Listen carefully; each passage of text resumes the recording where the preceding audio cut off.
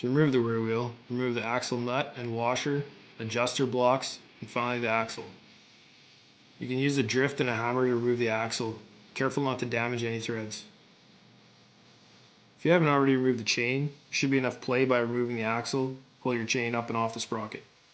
Pull the rear caliper back with the wheel and remove it from the keeping lands on the swing arm.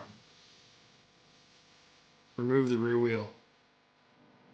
Now you can replace the sprocket or check your fasteners. Torque should be 32 Newton meters. Also check the brake rotor for tightness. Torque should be 16 Newton meters.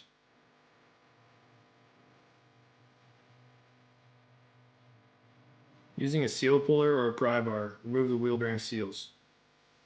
Using a drift, move the inner collar to expose the opposite side inner bearing race. Be sure the bearing you're removing isn't held in by a retainer. Tapping around the circumference of the inner race should remove the bearing. Be sure to take note of how everything comes apart to make it easier to reassemble. If your wheel has a retainer like this, you'll have to remove it before removing the bearings. Locate the punch marks and drill them out using a small drill bit. Now using a drift and some needle nose pliers as shown, you can remove the retainer.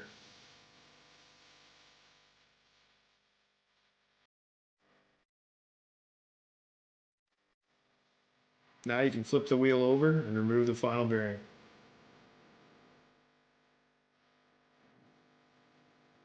Be sure to keep track of what size and how many bearings came from which side of the hub. You can use a socket or a drift to install the bearings. Just be sure to only hit on the outer race of the bearing. With the bearing fully seated in the hub, you can install a retainer if your wheel has one. Tighten until the original drill marks line up. Now you can repunch the retainer as shown to secure it.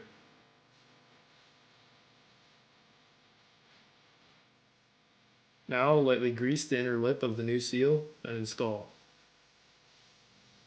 Replace the bearing collar and install any remaining wheel bearings. Remember to only tap on the outer race of the bearing until lightly seated in the hub.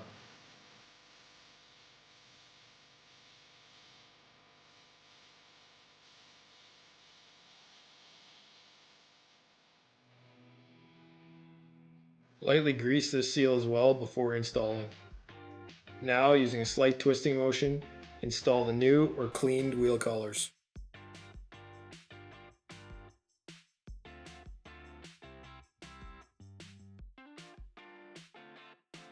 Clean the axle with a Scotch-Brite pad or a wire wheel and then lubricate with grease. Now realign the rear wheel and rear caliper at the same time. Be sure the brake caliper is installed properly on the groove on the swing arm. If you had your chain slung off to the side, you can install it now. Now partially install your axle and axle block and set the caliper on the rotor. You can carefully use a flat blade screwdriver to separate your brake pads to make this easier. Make sure everything's lined up properly and push the axle the remaining way through the swing arm. Reinstall your adjuster block, washer, and nut. If at this point your chain is on and adjusted properly, retorque your nut to 124 Newton meters.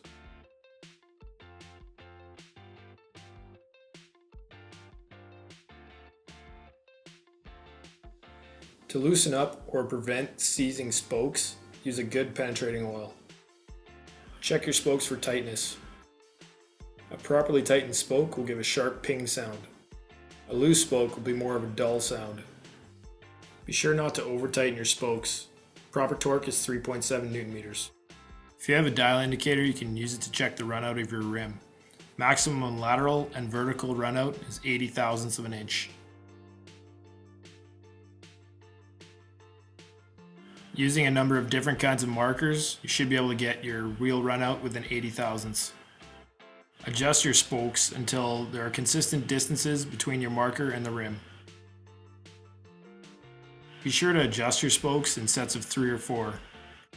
This means if you loosen 3 spokes on top and tighten 3 spokes on the bottom, it'll move your rim farther down in relation to the hub. The same rule applies to horizontal adjustment.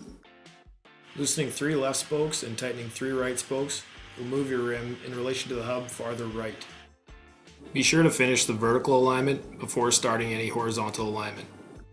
Work your way around the rim until it's straight and tighten any loose fasteners before riding.